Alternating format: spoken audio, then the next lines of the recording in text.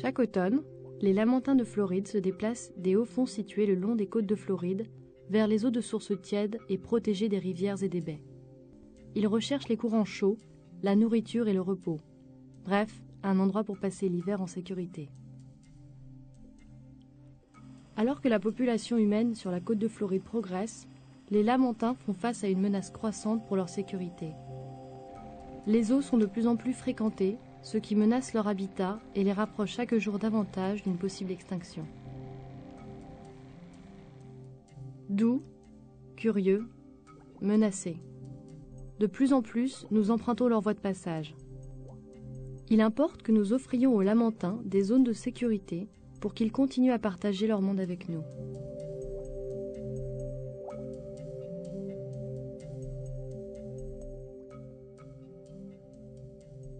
Les lamantins de Floride font partie de la famille des lamantins des Indes occidentales.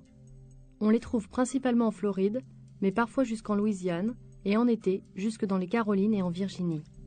En hiver, quand l'eau descend au-dessous de 20 degrés Celsius, les lamantins recherchent les eaux tièdes alimentées par des sources comme celle de la baie de King. Comme nous, ils sont sensibles à la température, et une exposition prolongée dans des eaux froides peut entraîner l'hypothermie, voire la mort. La réserve naturelle nationale de Crystal River a été créée en 1983 par l'administration américaine en charge des poissons et de la faune. Cette réserve a été établie avec pour objectif principal la protection des lamantins de Floride. Il s'agit donc d'une réserve créée spécialement pour le bénéfice d'une espèce en voie de disparition. Avec ses eaux transparentes et tièdes, et sa large population de lamantins, la réserve naturelle et la région de Crystal River attirent des milliers de visiteurs chaque année, ces derniers rêvant de vivre l'expérience unique de nager avec un lamantin. Comprendre ces mammifères marins est le premier pas vers leur survie. La croissance continue de maisons, de marinas et de ports réduit leur habitat. Les bateaux endommagent ou détruisent les hauts fonds herbeux qui constituent leur première source de nourriture. La prolifération des bateaux augmente également le risque de blessures ou de collisions. La plupart des lamantins présentent des cicatrices laissées par les bateaux qui constituent un danger quotidien. Malheureusement, de nombreuses blessures ne laissent aucun signe visible, avant qu'il ne soit trop tard. Beaucoup pensent qu'on devrait mettre des protections autour des hélices, mais ce ne sont pas nécessairement les hélices qui font le plus de dégâts. Beaucoup de ces coupures guériront. Ce sont les colonnes de transmission ou bien l'acquis des bateaux qui frappent les lamantins, parfois à 30 km/h, qui font un dégât considérable sur les côtes. Ces dernières finissent par provoquer l'atelectasie des poumons, entraînant des infections qui s'avéreront fatales aux lamantins.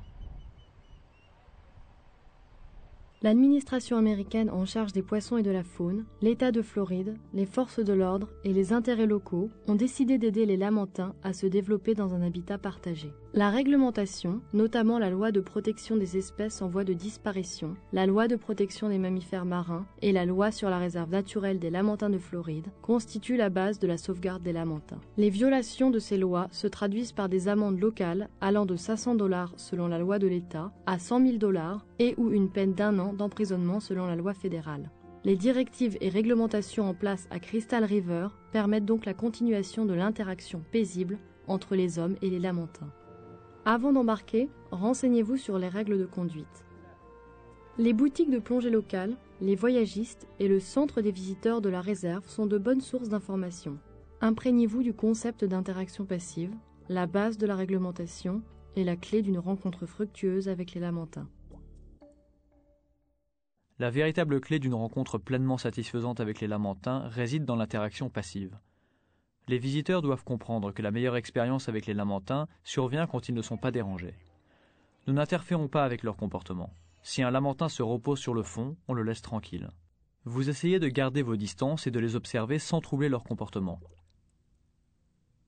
C'est très excitant de voir ces animaux dans l'eau et je pense qu'il est important de vraiment comprendre l'esprit de la protection que nous avons mis en place et ses justifications. Il faut comprendre que c'est la responsabilité de chacun des visiteurs de suivre ces règles pour que cela puisse continuer. Si cela est contrôlé et géré de façon correcte, je pense qu'un nombre important de personnes auront la chance de faire ici l'expérience d'une rencontre avec un lamantin. Les recommandations suivantes pour les nageurs et plongeurs libres faciliteront une rencontre avec les lamantins qui répond à vos attentes. Laissez les lamantins s'approcher de vous. Ne leur donnez pas à manger ou à boire, cela peut modifier leurs habitudes alimentaires naturelles et les rendre dépendants des humains.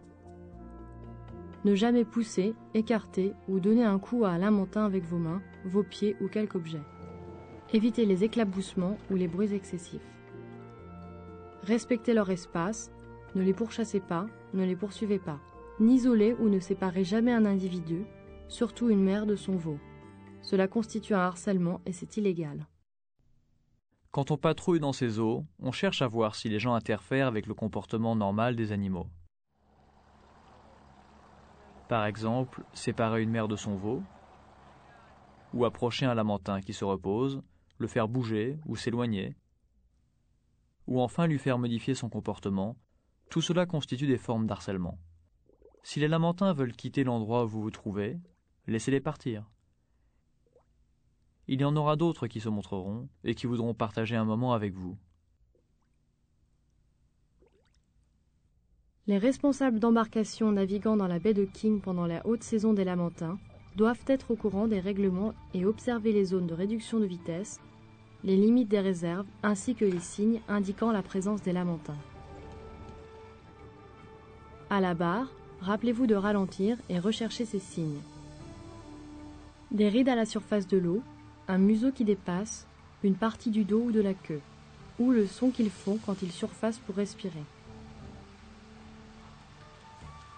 Restez dans les chenaux indiqués et évitez les hauts fonds herbeux que vous risquez d'endommager. Si vous vous en approchez, tirez le bateau, utilisez les pagaies ou un moteur de pêche à la traîne. Faites descendre votre ancre en douceur, après avoir vérifié qu'il n'y a pas de lamantins dans les environs. N'amarrez jamais votre bateau à des structures non permanentes, à des bouées marquant la réserve ou à la végétation sur les berges.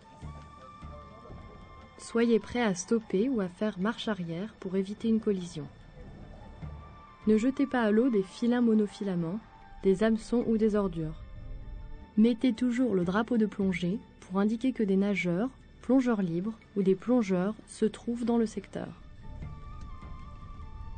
Respectez tous les panneaux indicateurs, comme ceux de ralenti, de vitesse lente ou d'entrée interdite. Le ralenti est défini comme la vitesse minimum permettant de gouverner le bateau. La vitesse lente est définie par un sillage minimum où le bateau ne se soulève pas et reste à l'horizontale. Les panneaux d'entrée interdite signalent les réserves. Leur accès est interdit à tous, nageurs, plongeurs ou embarcations.